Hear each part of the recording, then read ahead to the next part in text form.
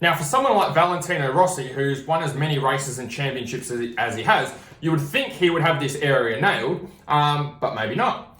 So when Valentino was asked about his diet in an interview, he said, basically, I don't do anything special. I try not to eat junk.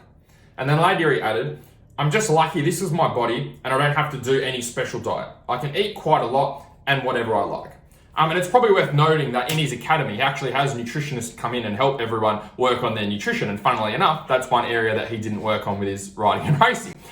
For those of you that are new to the channel, my name is Andrew Hammer, and I've helped hundreds of riders and racers from around the world get race fit and race ready. So there's 3 lessons that I took from this quote and from this interview of Valentino that might be helpful for you. The first thing is, how can you improve your diet? So as a professional rider and racer, so for Valentino, obviously he's done very well. And when someone does very well, what we tend to do when we see that is we think that every area of their riding and racing is nailed. We mark every area as a 10 out of 10. We go, oh, he must be really good at communicating with his mechanics, 10 out of 10. He must be really good at setting up the bike, 10 out of 10. Must be really good at fitness, 10 out of 10. Must be good at nutrition, 10 out of 10. Must be good at keeping calm on race day, 10 out of 10. Must be good at controlling nerves, 10 out of 10. And we tend to put these riders that have done really well up on this pedestal, and rightfully so. However, we tend to think that they've got all the boxes ticked. Now, one of the things that's important with riders that are doing really well is usually they have an area or areas which are their strong point and their strength, and they still have those areas of weakness.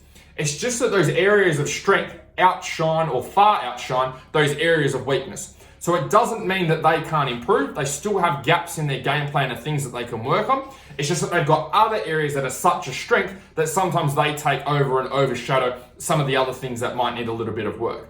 So the first thing is, what are some areas in your diet that you could improve on? You can do simple things like Valentino's done, which is like cut out junk food. Otherwise, do you need to have a look at how many calories you need to consume? Do you need to have a look if you have any food intolerances? Do you need to lose weight? Do you need to gain weight? Are these things that you need to look into a little bit more?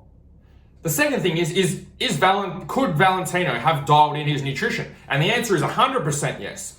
Could have dialed in the amount of calories he was consuming. Could have dialed in the proteins, fats, and carbs he was having. Could have had a look at his body weight. Could he benefit from being a little bit heavier? Could he benefit from being a little bit lighter? Was he actually at the ideal weight for him to perform at his very best? Could he have performed at an even higher level than what he had been already?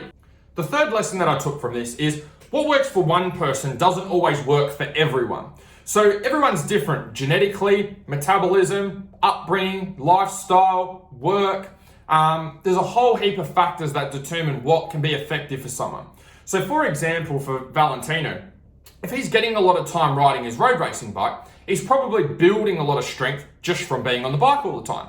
Whereas someone who doesn't get as much time on the bike, they're not going to be building that level of strength. So for Valentino, something that might be important for him might be building cardio. And if building cardio is important for him, that's great. He might not stress that he needs strength as much.